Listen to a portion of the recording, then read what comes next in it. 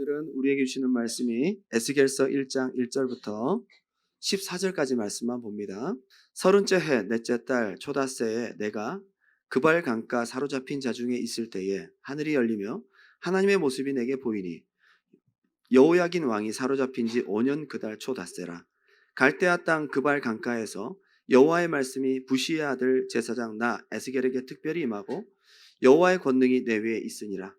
내가 보니 북쪽에서부터 폭풍과 큰 구름이 오는데 그 속에서 불이 번쩍번쩍하여 빛이 그 사방에 비치며 그 불 가운데 단쇠 같은 것이 나타나 보이고 그 속에서 내 생물의 형상이 나타나는데 그들의 모양이 이러하니 그들에게 사람의 형상이 있더라. 그들에게 각각 내 얼굴과 내 날개가 있고 그들의 다리는 곧은 다리요 그들의 발바닥은 송아지 발바닥 같고 광낸 구리같이 빛나며 그 사방 날개 밑에는 각각 사람의 손이 있더라.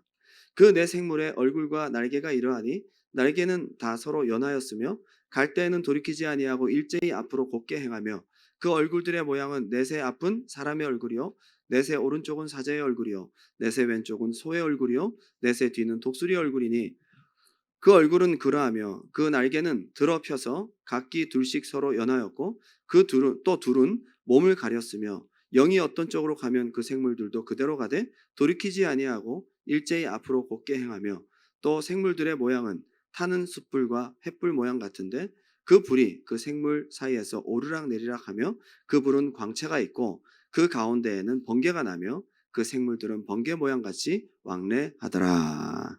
아멘. 오늘 본문을 읽어보면 도대체 무슨 얘기일까? 도대체 그릴 수도 없고 상상할 수도 없는 장면입니다. 여러분 읽어보시면 아시겠지만 도저히 설명할 수 없는 것을 설명하려고 애쓰는 에스겔의 모습을 우리가 볼 수가 있습니다. 한마디로 어떤 하나님을 만난 거예요? 설명할 수 없는 크고 웅장하신, 너무도 크고 웅장하신, 인간의 언어로 설명할 수 없는 너무도 위대하신 하나님의 영광을 본 것입니다. 다른 거 다 이해 못하더라도 그렇게 생각하실 수 있으면 좋겠습니다. 영원할 줄 알았던 하나님의 택한 백성에 대한 자부심과 꿈과 소망은 기원전 605년 고대 근동지방의 패권이 바벨론으로 넘어가면서 깨어지기 시작합니다. 605년, 기원전 605년 1차 예루살렘 침공이 있을 때에 다니엘과 많은 왕족들, 귀족들이 끌려갑니다. 나라가 굉장히 휘청휘청해졌습니다.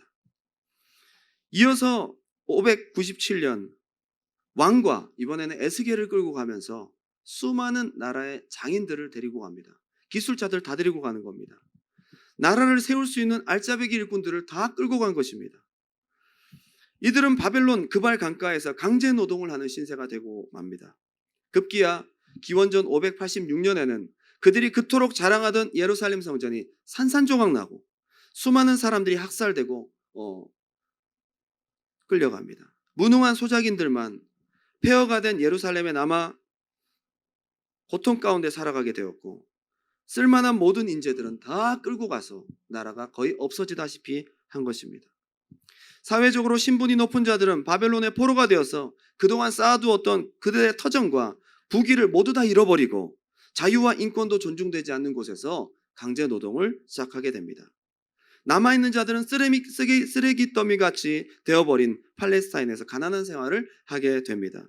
특히 여러분 바벨론 포로가 된 그 끌려간 대부분의 사람들은 그발 강가 포로민 공동체를 형성하고 살게 되는데 바벨론 남동쪽의 유프라테스 강물을 끌어들이기 위해서 건설 중이었던 유프라테스 하구의 운하 작업, 이 땅을 파고 물을 끌어들이는 그 작업들을 하기 시작한 거예요. 엄청나게 힘든 일이었습니다. 텔 아비브라는 지역도 지금 아직 있는데요. 굉장히 번성한 그런 무역 도시라고 할 수 있는데 그때는 폐허더미, 완전히 아무도 살지 않는 곳이었습니다.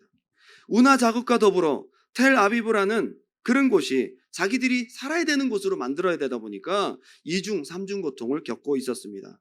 육체적 피로와 정신적인 슬픔, 고통 가운데 하루하루를 보내고 있었던 포로의 시간들이었습니다. 아마도 그들은 이렇게 질문했을 것입니다. 하나님이 과연 살아계신가? 하나님이 우리를 버리신 것이 아닌가? 도대체 하나님은 어디에 계신가? 하나님은 우리의 하나님이 아니신가? 그들은 육신의 터전과 고향을 잃어버린 충격의 고통보다 그동안 가지고 있었던 신앙이 뿌리째 흔들리는 영적인 괴로움을 토로하고 있었습니다. 희망이 없는 것입니다. 시편 137편은 포로가 되었던 그들의 고통을 노래하고 있는 시편입니다. 자, 읽어드릴게요. 시편 137편 1절. 우리가 바벨론의 여러 강변에 거기에 앉아서 시온을 기억하며 울었도다.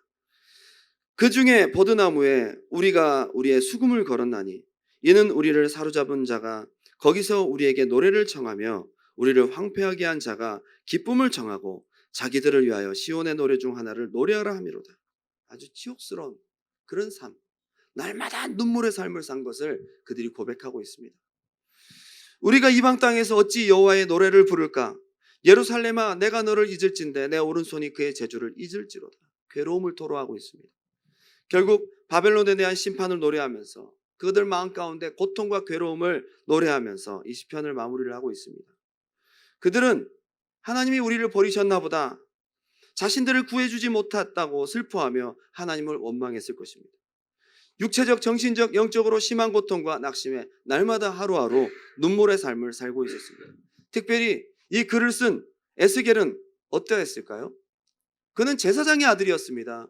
그는 제사장의 꿈을 꾸고 있었고 언젠가 하나님을 섬기리라 하는 그런 마음을 가지고 준비하는 시기, 25세 때 제사장 견습 기간이 들어가는 그때에 포로가 됩니다. 가장 꿈을 준비해야 될 시기에 그는 포로가 되고 맙니다. 5년 동안 제사장은커녕 날마다 고통 가운데 일을 하기 시작합니다. 나의 꿈은 이제 끝나버렸나 보다. 나의 꿈은 모든 것이 지나갔나 보다. 강제노동에 찌들고 지치고 포로 가운데 반복되는 일상 가운데 자신의 모든 마음속의 꿈과 비전은 산산이 부서지고 말았습니다. 유다 백성들에게도 에스겔에게도 소망, 미래 전혀 보이지 않는 상황이 바로 그발 강가의 포로 시대였다는 거죠. 오늘 저는 본문을 중심으로 절망의 한가운데서 나타나신 이스라엘의 하나님, 우리의 하나님은 누구신가? 어떤 분으로 우리에게 나타나셨는지를 함께 나누고 싶습니다. 에스겔과 유다 백성들에게 그발 강가에서 나타나신 하나님은 그야말로 유일한 소망이었습니다. 절망의 한가운데서 우리는 우리의 하나님을 만나야 됩니다. 우리의 현실 속에서 우리의 하나님을 더 깊이 만나서 잃어버린 꿈과 비전 그리고 사명을 더욱더 회복하며 때로는 퍽퍽한 현실 속에서도 꿋꿋이 일어나는 은혜와 축복이 있기를 주님의 이름으로 축복합니다. 두 가지로 함께 묵상해 보고자 합니다. 에스겔이 가장 힘들고 고통스러운 그 과정, 포로기에서 만난 하나님은 어떤 하나님일까요? 첫 번째 한번 따라합시다. 하나님은 하나님이시다. 예, 당연한 얘기 같죠. 그런데 오늘 본문을 보니까 그발 강가에서 에스겔을 만나 주셨는데 항상 우리는 우리의 상황과 현실을 이어서 연결해서 하나님을 보려고 합니다. 아니라는 거죠. 하나님은 하나님이시라는 거죠.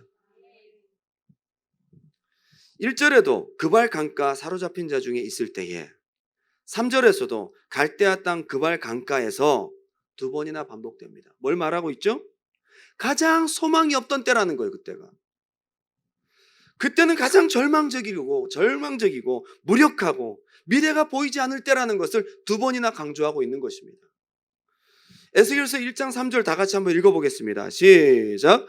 갈대아 땅 그발 강가에서 여호와의 말씀이 부시의 아들 제사장 나 에스겔에게 특별히 임하고 여호와의 권능이 내 위에 있으니라. 아멘. 절망의 한가운데서 하나님의 영광을 경험합니다. 특별한 인재를 경험하죠. 절망이 클수록 은혜도 특별하고 포로가 되어 가장 약할 때 여호와의 권능도 가장 큽니다. 그런데 여기서 굉장히 중요한 표현이 있습니다. 부시의 아들 제사장 나 에스겔. 하나님을 만난 에스겔은 포로라는 신분이 아니라 제사장 나 에스겔이 되는 것입니다. 아무리 힘들고 포로기, 강제 노역과 고통 가운데 인권도 없고 자유도 없는 곳에서 하루하루를 살아간다 할지라도 여러분 하나님 만나면 여러분의 신분이 무엇이 됩니까? 하나님의 사명자가 되는 것입니다. 부시의 아들 제사장 나 에스겔. 30세가 되어 이제 제사장의 신분으로 사역해야 될 그때 가장 절망적인 생각하지 않았겠어요? 내가 지금 예루살렘에 있었으면 제사장을 하는데 난 지금 뭐 하고 있을까? 제사장을 시작해야 될 나이란 말이에요. 그런데 자기는 날마다 흙이나 파고 있단 말이에요. 그런데 그때 하나님이 만나 주십니다. 역시 하나님은 나를 부르셨구나. 맞아. 30세인 이때 가장 영광스럽게 주님의 말씀을 전하는 사람으로 나를 부르셨구나. 그의 신분이 회복됩니다. 사명이 회복됩니다. 부시의 아들 제사장 나 에스겔에게 어떻게 임했다고요? 특별히 임하고 특별히 임하고 특별한 은혜를 받으시기 바랍니다. 여러분, 하나님 만나고 나면 은혜가 특별해져요. 말씀이 특별해져요. 예배가 특별해져요. 기도가 특별해져요. 여러분, 우리의 힘들고 어려운 일상 속에서도 특별한 하나님을 날마다 만나시기 바랍니다. 예, 하나님을 만난 겁니다. 여호와의 권능이 누구 위에 있어요? 내 위에 있습니다. 포로기의 한가운데, 일하고 있는 노동의 현장 가운데 나는 뭐 하고 있을까? 나는 지금 누구일까? 생각하고 있을 때에 내 머리 위에 놀라운 하나님의 영광이 임해 있습니다. 이런 사람 되시기 바랍니다. 자기는 포로 노동자가 아니라 부시의 아들 제사장 나 에스겔, 잃어버린 꿈이 다시 회복됩니다.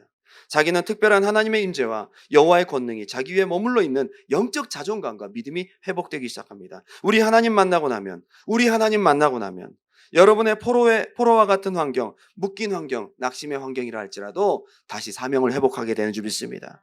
에스겔이 만나고 에스겔의 눈앞에 묘사된 하나님의 모습은 조금 희한합니다. 처음부터 끝까지 권능 그 자체입니다. 능력 그 자체입니다. 크심 그 자체입니다. 빛 그 자체입니다. 말로 설명하기도 어려울 만큼 두렵고 웅장한 크신 모습으로 나타나셨습니다. 왜 그렇게 나타나셨을까요? 에스겔 한 사람한테 보여주려고 하는데 좀 그죠? 사람의 모양으로 나타나셔서 다정다감하게 알아듣도록 말씀하시면 얼마나 더 좋을까? 에스겔이 막 무서워서 벌벌 떨 정도로 나타나셨다고요? 뭐 그렇게 겁을 줄 이유가 있을까요? 그렇게까지 크게 나타날 이유가 있을까요? 여기에 교훈이 있습니다. 하나님의 메시지가 있는 것입니다. 에스겔을 포함한 그 말씀을 듣는 모든 사람들에게 하나님이 하시고 싶은 말씀이 있는 것입니다. 너희들은 약하지만 나는 약하지 않다. 너희들은 포로로 되었지만 나는 그 위에 있다. 하나님의 역사하심과 크신 하나님이심을 보여주고 희망을 주고자 하는 것입니다. 크신 하나님을 경험하는 여러분 되시기 바랍니다. 현실에 찌들다 보면요, 하나님이 작게 느껴져요. 현실에 찌들다 보면 하나님이 무능하게 느껴져요. 현실에 찌들다 보면 하나님이 아예 느껴지지도 않아요. 근데 하나님은 그렇지 않다는 것을 보여주고 계십니다. 약할 때 강한 모습으로, 초라할 때 웅장한 모습으로, 낙심할 때 권능의 모습으로, 내가 오만하고 교만할 때 심판의 모습으로, 우리의 모습에 따라 나타나시는 하나님의 모습은 조금씩 다른 모습인 것 같습니다. 여러분이 지금 만나고 계신 하나님의 모습은 어떤 모습입니까? 저는요, 소아시아 7교회를 보면서 다시 한번 생각했어요. 묵상하는 중에 에베소 교회에 나타나신 예수님의 모습이 또 다르고, 같은 분인데 서머나 교회에 나타나신 예수님의 모습이 또 달라요. 두아디라 교회에 나타나신 모습이 또 다르고, 라오디기아 교회에 나타나신 예수님이 또 다릅니다. 참 희한하죠, 그죠? 지금 에스겔의 상황 속에서는 크고 웅장하시고 위대하신 하나님이 나타나야 되는 거예요. 바벨론보다 더 강하시고 더 크신 하나님이 나타나야 되는 거예요. 여러분이 오늘 그 하나님을 만나시기 바랍니다. 에베소 교회 요한계시록 2장 1절을 보니까 에베소 교회 사자에게 편지하라. 어떤 모습으로 나타나셨어요? 오른손에 있는 7뼈를 붙잡고 7근초대 사이를 거니시는 이가 가라사대. 결국 무슨 얘기 하시죠? 첫사랑 회복하지 않으면 내가 촛대 옮길 거야. 하나님은 촛대를 붙잡기도 하시고 놓으실 수도 있는 분이시다. 교회에 사명을 주시기도 하시고 사명을 빼앗기도 하시는 분이시라는 것을 에베소 교회에 보여주고 계신 것입니다. 서문학교회를 보니까 처음이며 나중이요, 마지막이요, 죽었다가 살아나신 이가 말씀하십니다. 죽었다 부활하신 이가. 그러면서 뭐라고 얘기하시죠? 서문학교회? 서문학교회는 순교하는 교회예요. 폴리캅이 그때 담임 목회자로 있었어요. 폴리캅이 결국 순교하잖아요. 서문학교에 많은 사람들이 순교에 그런 반열에 들어갑니다. 그러면서 나타나신 예수님이 어떤 예수님이십니까? 예수님은 죽었다가 부활하신 예수님입니다. 너희도 나와 함께 죽고 나와 함께 부활하자. 그걸 보여주시는 것입니다. 참 다릅니다. 두아디라 교회의 사자에게 편지하라. 요한계시록 2장 18절에 그 눈이 불꽃 같고 그 발이 빛난 주석과 같은 하나님의 아들이 이르시되, 그 뒤에 19절에 이렇게 돼 있어요. 내가 네 사업과 사랑과 믿음과 성김과 인내를 아노니 네 행위를 다 알고 있다는 것입니다. 어떤 하나님이죠? 눈이 불꽃 같다는 거예요. 발은 빛난 주석과 같다. 행위에 따라 갚으시는 심판주 하나님. 그걸 두아디라 교회에 보여주고 계십니다. 요한계시록 3장 14절에 라오디게아 교회 사자에게 편지하라. 아멘이시오 충성되고 참된 증인이시오 하나님의 창조의 근본이시니가, 한마디로 거짓말 안 하시는 분이시라는 거죠. 참된 증인이시라는 거죠. 없는 말씀 안 하신다는 거죠. 창조의 근본이시면 만든 모든 피조물들을 다 아실까요, 모르실까요? 다 알고 있다는 거예요. 너희들이 부정해도 소용없다는 거예요. 라오디게아 교회 성도들은 미지근한 신앙생활을 하고 있으면서 잘하고 있다고 착각하고 있었어요. 그때 예수님께서 말씀하십니다. 내가 다 알고 있어. 나 없는 말 안 해. 그분이 말씀하십니다. 너희들이 미지근하여 토하여 내칠 것이다. 그발 강가에서 나타나신 하나님은 우주를 통치하시고 위엄 있는 권능이 충만하신, 살아 움직이시고 역사하시는 역사의 주관자신 하나님이심을 보여주고 있습니다. 여러분, 여러분의 하나님은 어떤 하나님이십니까? 특별히 본문을 통해 좀 더 자세히 살펴보면 한마디로 영광과 권능과 빛으로 번개를 번쩍이며 폭풍의 구름처럼 웅장하게 등장하십니다. 에스겔서 1장 6절을 보면요, 이렇게 되어 있습니다. 그들에게 각각 내 얼굴과 내 날개가 있고 그들의 다리는 곧은 다리요 그들의 발바닥은 송아지 발바닥 같고 광낸 구리같이 빛나며 그 사방 날개 밑에는 각각 사람의 손이 있더라. 굳이 그림으로 설명하자면 하나님의 보좌가 쫙 위에 있고요, 그 보좌를 떠받드는 4명의 큰 영광과 권능이 있는 절대 권력 천사들이 수중 들고 있었습니다. 그런데 여기에 특징적인 것은 그들이 하나님의 보좌를 떠받치면서 함께 움직이는데 그들에게 사람의 손이 있더라. 뭘 의미하는 걸까요? 여기서 사람의 손이 중요한 거예요. 이스라엘 백성들이 포로로 끌려가고 맥없이 그들에게 죽임을 당하면서 무슨 생각을 했을까요? 하나님은 역사하시지 않아. 우리가 이렇게 짓밟히고 죽어도 하나님은 아무런 손을 쓰시지 않아. 라는 생각에 대한 고정관념을 깨시는 겁니다. 하나님은 권능의 손을 갖고 계시고 그 천사들을 통해 일하고 계십니다. 여러분 마음 가운데 혹 기도했는데도 응답이 없고 오래 기다렸는데도 뭔가 반응이 없으시고 내가 열심히 예배드리고 신앙생활 하는데도 하나님은 역사하시지 않는다고 느낄 때가 있잖아요. 이것을 보시기 바랍니다. 사람의 손과 같은 것들이 있더라. 하나님은 일하십니다. 1장 10절을 보니까 그 얼굴들의 모양은 넷의 앞은 사람의 얼굴이요 넷의 오른쪽은 사자의 얼굴이요 넷의 왼쪽은 소의 얼굴이요 넷의 뒤는 독수리 얼굴. 이걸 굳이 그림으로 그리자면 이상한 괴물이 탄생하니까 그리지 마시고 상징하는 바가 있어요. 앞은 사람, 옆은, 뒤는 4가지의 얼굴을 갖고 있습니다. 이 절대 권력 천사들이 4가지 얼굴을 갖고 있는데 앞은 사람, 만물의 영장이고 지혜인 사람을 설명하고 있는 것입니다. 지혜와 권능을 얘기합니다.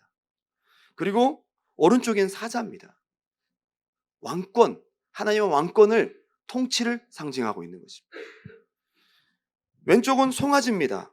송아지는 절대 순종과 희생과 헌신을 말하고 있는 것입니다. 마지막은 독수리입니다. 초월적 존재의 힘을, 초월적 존재의 힘을, 위에 있는 초월적인 존재의 힘을 말하고 있는 것입니다. 한마디로 초월적이고 신적인 능력을 갖고 있는, 완전한 능력을 부여받은 힘 있는 천사들이 하나님의 보좌를 떠받들고 있더라 이 말입니다. 바벨론 포로기에 있는 사람들에게 필요한 환상이었어요. 하나님은 힘이 있으신 분이십니다. 에스겔서 1장 12절 13절 다 같이 한번 읽어보겠습니다. 시작.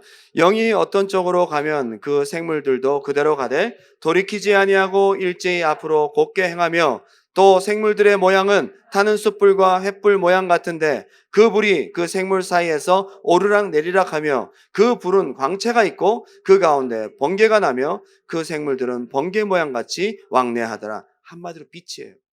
빠르게 빛처럼 왕래하더라. 중요한 것은 15절부터 쭉 보다 보니까 바퀴라는 단어가 등장합니다.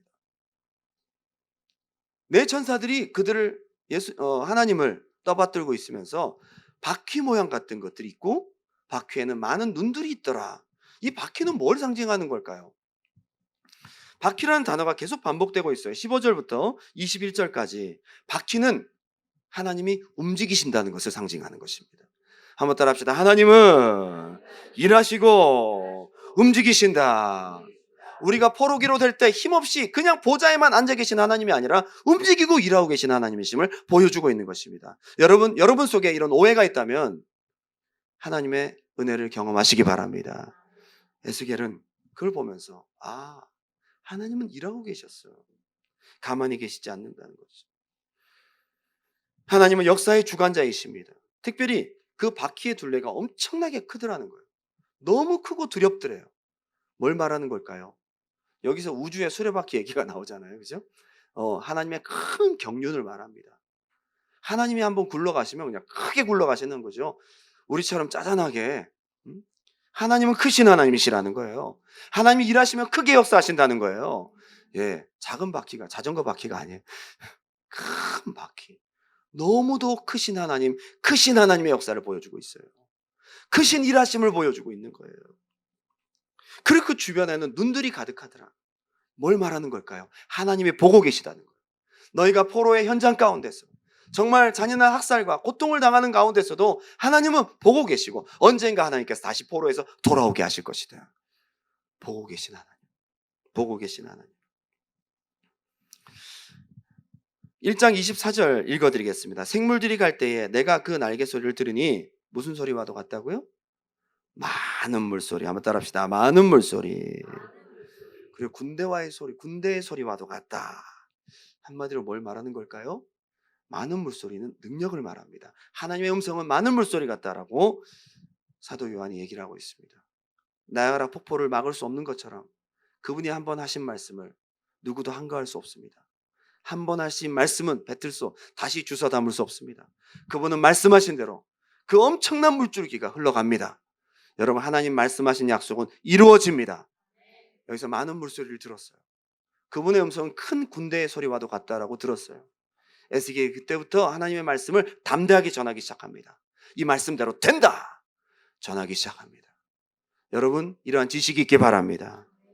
비전도 없고 소망도 없고 하나님이 버리셨나 보다, 영적으로 가장 현실적으로 낮은 자리, 침체기에 있었던 이스라엘 백성들에게 그들이 가장 절망적인 때에, 가장 힘이 없을 때에, 가장 하나님을 느낄 수 없을 때에 여전히 크시고 살아계신 하나님, 여전히 말씀하신 하나님, 여전히 권능과 능력과 영광이 충만하신 창조주 하나님, 여전히 나를 향한 소망과 놀라운 계획을 가지고 계신 신실하신 하나님을 경험한 것입니다. 여러분, 내가 포로라고 해서 하나님 포로입니까? 아닙니다. 내가 약하다고 해서 하나님 약하십니까? 이게 에스겔이 본 하나님의 환상이에요. 내가 포로라고 해서 하나님 포로가 아니더라는 거죠. 내가 약하다고 해서 하나님 약한 게 아니라는 거죠. 우리 민족이 잡혔다고 해서 하나님 잡힌 게 아니라는 거죠. 하나님은 하나님이십니다. 이걸 깨달아야 돼요. 내가 가난하다고 하나님 가난합니까? 내가 사람을 변화시키지 못한다고 해서 하나님도 못하시는 게 아닙니다. 하나님은 하실 수 있습니다. 기도하십시오. 내가 사람을 구원하지 못한다고 해서 하나님도 그를 구원하지 못하시는 게 아닙니다. 내가 무능하다고 해서 하나님도 무능하신 게 아닙니다. 그래서 내가 어렵고 힘든 중에도 하나님을 찬양할 수 있고, 하나님을 높여드릴 수 있고, 하나님을 예배할 수 있고, 그래도 하나님을 믿고 기대할 수 있는 것입니다. 우리가 에스겔이 본 하나님을 우리도 믿음의 눈으로 봐야 합니다. 내가 힘들다고 하나님까지 싸잡아서 힘들게 만듭니다. 내가 절망 가운데 허우적거린다고 하나님과 같이 헤엄치고 있습니다. 나도 죽고 하나님도 죽고. 잘못된 생각이죠. 내가 절망의 늪에 던져지고 내가 힘들다고 해서 하나님도 그렇게 있는 것이 아니라는 거죠. 내가 침몰하고 있다고 해서 하나님도 침몰하는 것이 아니라는 거죠. 에스겔의 눈이 여러분들에게도 열리시기 바랍니다. 예, 에스겔이 만난 하나님, 우리의 하나님 되시기 바랍니다. 두 번째는 현실에서 하나님을 보지 않고 하나님의 눈으로 현실을 보십시오. 에스겔은 지금까지 어쩌면 현실에서 하나님을 보고 있었을 것입니다. 하나님 왜 우리를 버렸을까? 왜 하나님이 나를 이렇게 힘든 환경 가운데 놔두셨을까? 하나님은 왜 우리를 이렇게 역사하셨을까? 왜 일을 이렇게 하셨을까? 라고 원망할 수 있습니다. 그런데 하나님을 만나고 난 다음에 에스겔은 완전히 시각이 바뀌었습니다. 믿음의 눈을 여시기 바랍니다. 시각 바뀌어야 돼요. 하나님을 만나고 하나님의 눈으로 다시 나를 볼 때 사명을 감당하게 됩니다. 그때부터 에스겔이 예언합니다. 그전에는 예언이 없었어요. 소망을 선포합니다. 그전에는 소망이 없었어요. 시각이 바뀌고 난 다음부터 사명을 감당합니다. 놀라운 것이죠. 현실을 벗어나 하나님을 보니까, 하나님의 영광을 제대로 보니까 힘이 납니다. 소망이 생깁니다. 우리의 현실을 통해 하나님을 보는 이 안경을 벗으시고 하나님께서 우리의 눈을 열어주셔서 하나님을 보고 시선을 땅으로 향하면 그때부터 사명이 보이기 시작합니다. 영의 눈은 닫혀 있고 현실의 눈으로 하나님을 보기 시작하면 이해할 수 없는 게 너무나 많습니다. 나도 모르게 하나님을 향한 시각들이 삐딱해집니다. 희망이 생기지 않고 사명 감당할 힘도 빠지게 되고 예배할 마음도 없어지고 기도는 더더욱 하기 싫어질 때가 찾아올 수 있습니다. 그럴 때 있죠. 하나님이 나 사랑하시지 않는 것 같고 여전히 나는 힘들고 어려운 상황들을 계속 경험하고 있을 때 현실의 눈으로 하나님 바라보면 하나님 예배하고 싶지가 않습니다. 억지로 예배는 하죠. 억지로 기도는 할 수 있겠죠. 그런데 하나님 기뻐 받으시는 예배와 기도를 올려드릴 수가 없는 것입니다. 현실의 안경만을 끼고 하나님을 바라볼 때 생기는 현상입니다. 아마 에스겔도 이 눈이 열리기 전 나는 왜 이런 시대에 태어나서 이런 삶을 살아야 될까? 나는 왜 하필 제사장 견습기간에 끌려가서 5년 동안 죽도록 고생만 하고 있을까? 탄식하고 원망했을 것입니다. 낭파하면서 씩씩거리지 않았겠어요, 에스겔이? 그런데 하나님 만나고 하나님이 어떠한 예언을 명해도 기꺼이 순종하는 사명자가 됩니다. 이것이 바로 시각의 전환이라는 거예요. 회복될 이스라엘에 대해서 힘있게 예언합니다. 소망이 보이지 않는데 현실로 얘기하지 않습니다. 하나님으로 얘기하는 것입니다. 특히 40장부터 하나님의 성전이 회복될 것과 성전에서 흐르는 강이 놀랍게 솟게 하는 희망과 소망이 있습니다. 기드온을 보면요, 그가 가장 절망적인 순간에 하나님이 찾아와서 큰 용사야 여호와께서 너와 함께 하시도다 라고 얘기를 합니다. 그랬더니 사사기 6장 13절에 기드온이 이렇게 대답합니다. 기드온이 그에게 대답하되 오 나의 주여 여호와께서 우리와 함께 계시면 어찌 이 모든 일이 우리에게 일어났나이까? 아직 하나님이 보는 눈으로 보지를 못하고 있어요. 천사와 얘기하고 있으면서도 여전히 나의 눈은 현실만 보고 있는 거예요. 또 우리 조상들이 일찍이 우리에게 이르기를 여호와께서 우리를 애굽에서 올라오게 하신 것이 아니냐 한 그 모든 이적이 이제 어디 있습니까? 우리 현실을 보십시오. 이제 여호와께서 우리를 버리사 미디안의 손에 우리를 넘겨주셨나이다. 우리 끝났어요.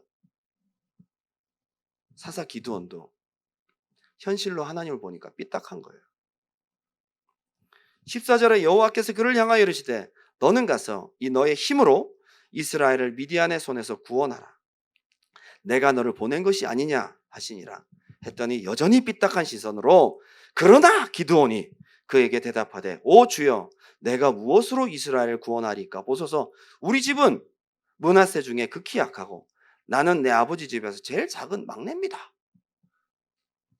여전히 현실적인 눈으로만 대하고 있습니다. 여러분 이 눈을 바꾸지 않으면 사명 감당하기 어려워요.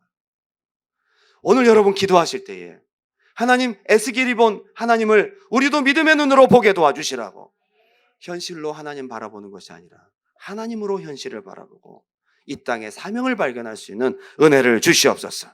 현실로 이 땅을 바라보면 먹고 사는 일에만 관심을 갖습니다. 하나님의 눈으로 현실을 바라보면 사명이 보입니다. 먹고 사는 일에만 관심을 가질 때는 정말 돈 때문에 울고 웃습니다. 잘 되는 것 때문에 울고 웃습니다. 육신의 사람입니다. 그런데 하나님의 눈으로 현실을 바라보면 사명이 보입니다. 내가 주를 위해 무엇을 해야 될지에 대한 놀라운 비전이 보이기 시작합니다. 결론을 맺겠습니다. 믿음이 무엇일까요? 나는 무능해도 하나님은 전능하시다. 믿음이 무엇일까요? 나는 죄인이어도 하나님의 용서는 완전하시다. 믿음이 무엇일까요? 나는 연약하지만 하나님은 강하시다. 믿음이 무엇일까요? 나는 사랑이 없지만 하나님은 사랑과 인자가 영원하시다. 믿음이 무엇일까요? 나는 부족하지만 하나님은 나에 대한 놀라운 비전을 가지고 계시다. 하나님의 눈으로 보시기 바랍니다. 우리 교회는 아직 초라하지만 위대하신 하나님은 우리 교회를 사용하시고 우리 교회를 통해 수많은 영혼을 살리게 하실 것이다. 포로의 현실만 바라보지 마시고 그발 강가에서 발견했던 하나님을 여러분 눈으로 발견하면서 에스겔의 삶이 자기의 정체성이 분명히 회복되어서 하나님의 말씀을 선포하고 포로기의 상황을 초월하여 하나님의 사명을 감당할 수 있는 여러분의 삶이 되시기를 주님의 이름으로 축원합니다. 우리의 찬송과 예언과 믿음의 선포는 언제부터입니까? 시각이 바뀔 때부터. 그 전까지는 에스겔은 예언할 수 없었어요. 예언도 못했어요. 그런데 하나님의 눈으로 바뀌니까 예언할 게 보여요. 희망이 보여요. 그때부터 소망이 선포돼요. 그때부터 기도해요. 더 하나님을 사랑하게 되고 깊이 하나님을 경험하게 되고 멀리 있는 비전과 놀라운 미래도 바라보고 소망 가운데 그 시간들을 은혜 안에서 지나가게 되는 것입니다. 오늘 이 시간 우리가 마지막으로 찬양을 올려드리고 마칠 텐데요. 우리가 잘 알고 있는 찬양, 오늘 우리가 이 찬양을 부르면서 기도하는 마음으로 우리의 시각이 현실을 통해 바라보는 하나님이 아니라 하나님의 하나님 되심을 믿음의 눈으로 진짜 바라볼 수 있는 시간이 되었으면 좋겠어요. 하나님은 사랑의 눈으로 우리를 바라보시고 하나님은 인자한 귀로서 언제나 우리에게 기울이시고 하나님은 살아있는 놀라운 권능과 손을 가지고 어두움에 밝은 빛을 비춰주시고 우리의 작은 신음에도 하나님은 움직이시고 일하시고 응답하셨어요. 우리를 진리의 길로 사명의 길로 이끌어 주실 것입니다. 에스겔의 눈으로 주님을 바라보시기 바랍니다. 하나님의 사랑을 사모하는 자, 하나님의 평안을 바라보는 자, 너의 모든 것 창조하신 우리 주님이 너를 얼마나 사랑하시는지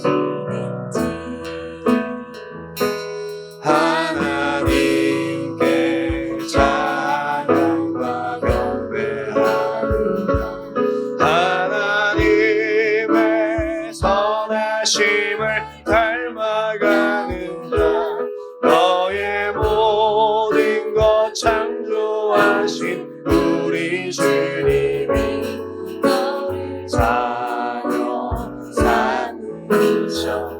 이 시간 여러분 가슴에 손을 얹고 하나님 나를 어느 때나 바라보시고 이 시간 하나님과의 관계를 회복하시기 바랍니다. 하나님 인자한 귀로서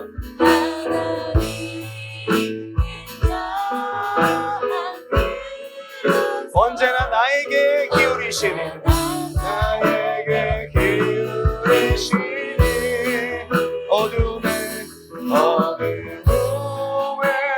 밝은 빛을 비춰주시고 너의 작은 신음에도 응답하시니 너는 어느 곳에 있든지 주를 향하고 주만 바라보. 다시 한번 고백합니다. 하나님의 사랑을 하나님의 사랑. 이 시간 우리가 현실 가운데 겪고 있었던 낙심과 괴로움, 답답한 문제들로 인하여 바라보던 우리의 모든 안경들을 벗어버리고 오늘 하나님을 하나님으로 바라보시기 바랍니다. 너를 얼마나 사랑하시는지 하나님께 찬양과 경배하는 하나님의 선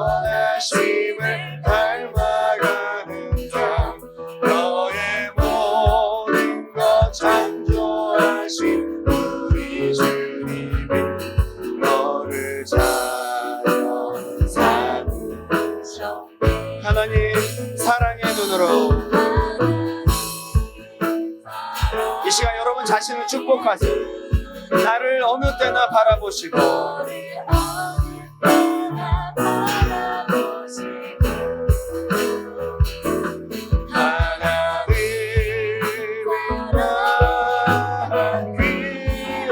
언제나 나에게 기울이시니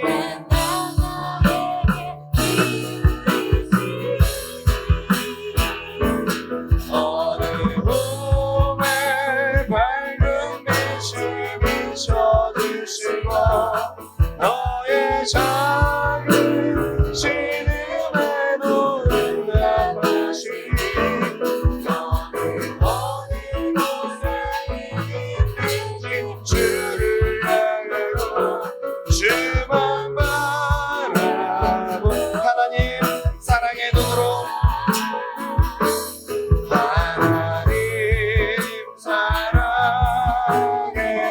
하나님 이 시간 우리의 불신앙이 떠나가게 하시고 하나님 우리의 무능함과 나약함으로 인한 잘못된 시각들을 벗겨주시옵소서. 인자한 귀로서 언제나 너에게 기울이시니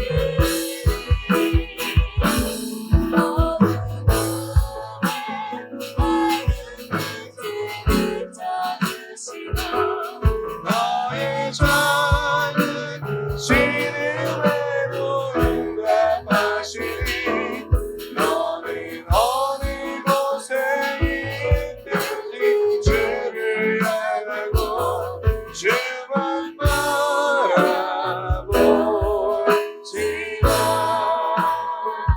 다시 한번 기도하고 가겠습니다. 우리의 신앙이 늘 평탄하고 모든 것이 형통하면 얼마나 좋겠습니까? 때때로 찾아오는 낙심과 불안함, 나의 부족함으로 인한 고통과 답답함들. 그런데 희한하게도 그런 안경을 끼고 하나님을 볼 때가 참 많습니다. 하나님 그렇지 않거든요. 하나님이 우리와 똑같으면 우리가 누구에게 구원을 받고 도움을 받습니까? 하나님은 영광 위에 계십니다. 우리가 어떤 상황에 있든지 하나님은 보좌에 계시고 우리를 도우실 수 있는 위치에 항상 계십니다. 하나님은 살아계십니다. 하나님은 역사하십니다. 하나님은 무능하지 않습니다. 하나님은 가난하지 않습니다. 하나님은 약하지 않습니다. 때로는 우리에게 닥치는 모든 훈련과 어려움들이 다 이유가 있습니다. 나를 정금과 같이 만드신 하나님의 사랑의 손길, 하나님에게는 손이 있습니다.